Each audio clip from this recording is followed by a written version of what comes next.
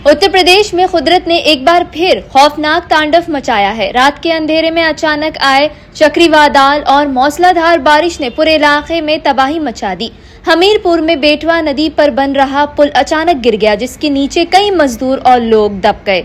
मिली मालूमात के मुताबिक रात तकरीबन 3 बजे अचानक मौसम बदल गया। तेज आंधी, गरज का तूफान और जोरदार बारिश शुरू हो गई। कुछ ही लम्हों में हालत इतने खराब हो गए कि आसपास कुछ भी दिखाई देना बंद हो गया। इसी दौरान बेटवा नदी पर पुल का काम चल रहा था और कई मजदूर वहां मौजूद थे।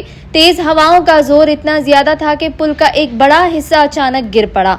कई लोग मलबे के नीचे दब गए, जबकि कुछ लोगों के नदी में गिरने का भी अंदेशा जताया जा रहा है। इस दर्दनाक हादसे में अब तक 6 लोगों की मौत की तस्दीक हुई है, लेकिन एडमिनिस्ट्रेशन का कहना है कि मौत का आंकड़ा और बढ़ सकता है।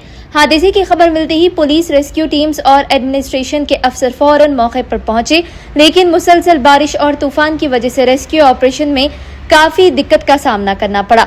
मलबे के नीचे फंसे लोगों को निकालने के लिए क्रेन्स और बड़ी मशीन्स की मदद ली जा रही है। एनडीआरएफ और लोकल टीम्स जंग की बुनियाद पर रेस्क्यू ऑपरेशंस चला रही है।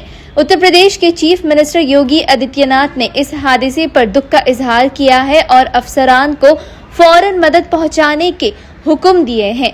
जख्मियों के इलाज और फंसे हुए लोगों को महफूज बाहर निकालने की कोशिश जारी है। सिर्फ हमीरपुर ही नहीं बल्कि उत्तर प्रदेश के दूसरे इलाकों में भी तूफान ने तबाही मचा दी है। कौशाम्बी में आंधी की वजह से मकान गिर गया, जिसमें 3 लोगों की जान चली गई। रायबरेली में भी एक औरत सैलाबी पानी में बह गई। गुज़िश्ता कुछ दिनों से उत्तर प्रदेश में चक्रवादल और तेज बारिश ने लोगों की जिंदगियां मुश्किल बना दी है। कुछ दिन पहले आए तूफान में 100 से ज्यादा लोगों की मौत हुई थी और अब एक बार फिर कुदरत के इस खौफनाक रूप ने लोगों को डरा दिया है।